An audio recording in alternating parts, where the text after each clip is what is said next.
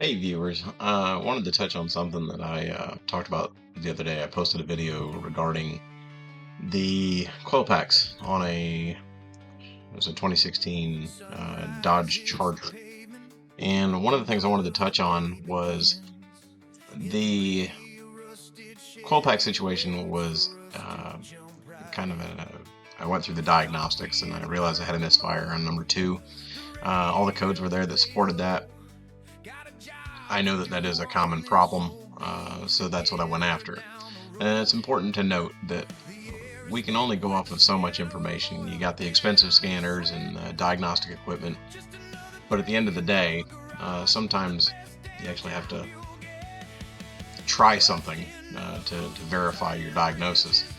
In this particular instance, when I pulled the plenum cover off and I looked down at number two, what I noticed was there was a brand new coil pack sitting on number two. So that told me it's probably not the coil pack, somebody already did that.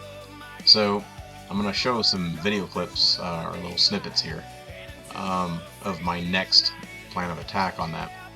A lot of people may have heard of the leak down test.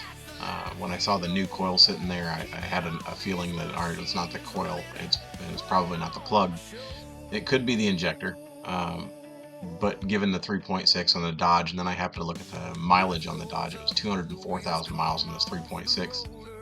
It made me think, well, you know, it could also be a valve, so let me do a leak down check before I do anything else and make sure that it doesn't have an issue. Well, it did. And you'll see in the following videos exactly what I got on the leak down test, and you'll also be able to hear it was hissing through the intake. The valve was stuck open or the valve seat was bad.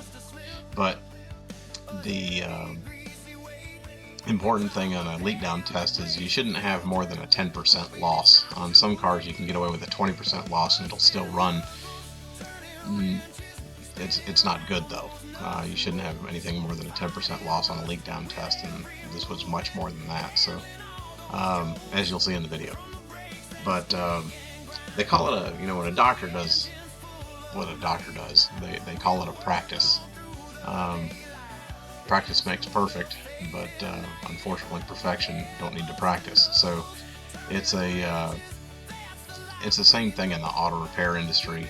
Sometimes we go down a diagnostic tree and we know that, you know, we check this, we check that, we check this, and it looks like it's coming from this. And sometimes the only way forward is to try that first and then see if that corrects it, and if not, then go from there. It's also not unlikely that a customer comes in with 40 codes in their car and there's all kinds of stuff going on. We try to tackle the biggest one first and see if that doesn't clear up the rest of the things. But sometimes a diagnosis is not a full diagnosis, it's a partial diagnosis, because you tackle the first thing and then find out what other codes are actually real versus a result of that first code.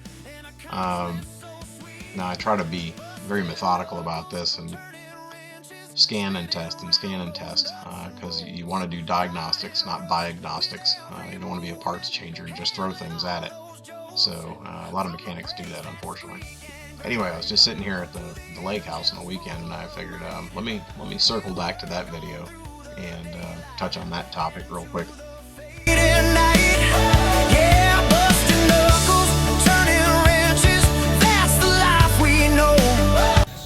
Looks like we're failing a leak down test before I go any further.